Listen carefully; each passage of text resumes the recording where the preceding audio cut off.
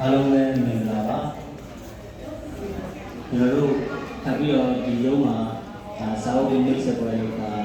3ကြိမ်လောက်ဖြစ်ပါပြီအခုထပ်ပြီးတော့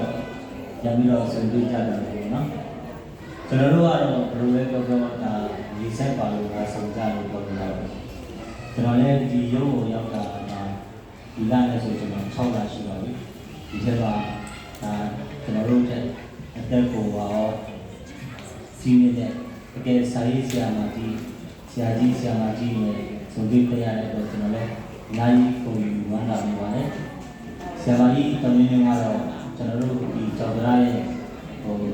ဒီလိုပြောလို့ရှိရင်မိခင်လို့လည်းပြောရပါတယ်ဆရာမကြီးကကျွန်တော်တို့ဒီရုံးမှာလိုအပ်တဲ့ပေစာဝါစာတွေအားလုံးအကုန်လုံးပြီးပြီးလု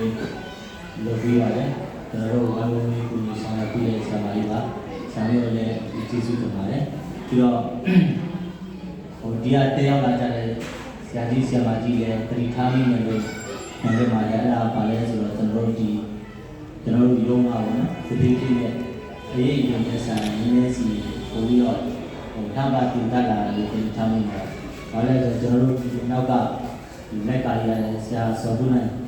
ဒီနာမိထားတာပါဒီဒီဖြစ်နေပါတော့ဒီခုံကြီးပါရမစားတာပို့ပြီးတော့တနေ့တစ်နေ့ပို့ပြီးအဆင်ပြေလာပါတယ်နောက်များမှာလည်းဒီလိုစာအုပ်ရေးစပွဲတွေဖြစ်တောင်းမို့လို့ရှိရင်ကျွန်တော်တို့ဒီရုံးမှာစာရေးဆရာမကြီးဆရာကြီးတွေကနေတော့ဆူပေါင်းပြီးတော့ဒီလမ်းလေးတွေဖွင့်ချင်တာပဲဖြစ်ပေါင်းဆိုကျွန်တော်တို့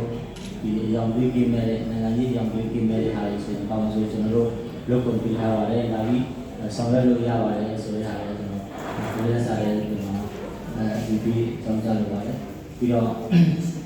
နောက်ဆုံးတစ်ခုကတော့ဒီဆရာမကြီးကိုပေါ့နော်ဆရာမကြီးကိုကျွန်တော်တို့ဒီကြော်တရားနေတော့အမွေးနဲ့ပြန်ကြော်တရားဒီပြန်ဆက်ကနေတော့မိုးရမဒီနောက်ဒီအများကောင်းကျိုးပြီးတော့နိုင်ငံကောင်းကျိုးပြီးတော့ကျွန်တော်တို့ဒီကြော်တရားရုံးရဲ့ကောင်းကျိုးလည်းအများကြီးဆင်ပြပါအောင်လို့ကျွန်တော်ပြောကြရင်းနဲ့အကုန်ချုပ်ပါတယ်အားလုံးကျေးဇူးတင်ပါတယ်နော်မာစကားပြောကြပြီးတော့ဦးစီးရာရှိဦး